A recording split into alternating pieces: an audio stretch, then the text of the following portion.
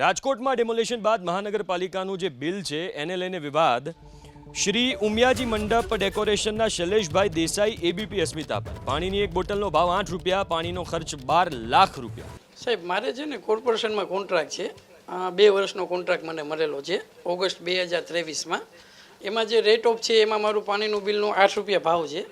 અને જે ટાઈમે જંગલેશ્વરમાં ડિમોલેશન ચાલુ થયું એ ટાઈમે મને જે રીતે ઓર્ડર આવતો હોય, વર્ક ઓર્ડર આપતા હોય કે ભાઈ પાણી પહોંચાડો, એ રીતે હું ત્યાં પહોંચાડતો હોય. ત્યાં મને ખ્યાલ છે ત્યાં પ્રમાણે લગભગ 20 તારીખથી લઈને 26 કે 27 તારીખ સુધી અમારું કામ ચાલુ રહ્યું હતું.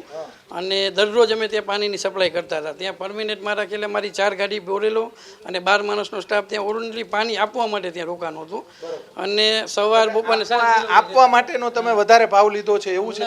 8 રૂપિયા. જો સાંભળો, રાજકોટની અંદર પાણીનો ભાવ હું તમને કહી દઉં. સમજાઈ ગયું? રાજકોટની તમે એ જ કહો, તમે એમ કે પાણીનો ભાવ 8 રૂપિયા ના હોય. મારી સાથે આપણે 10 દુકાને જાય અત્યારે, બરાબર, પાણીની બોટલ માંગી, કોઈ એમ કે 5 રૂપિયામાં બોટલ આપી, મેં 3 રૂપિયામાં આપી, તો મને ની વાત છે શૈલેષભાઈ, સાંભળો, જથ્થાબંધ તમારી પાસેથી મહાનગરપાલિકા એક બોટલ લીધી, મને કહો.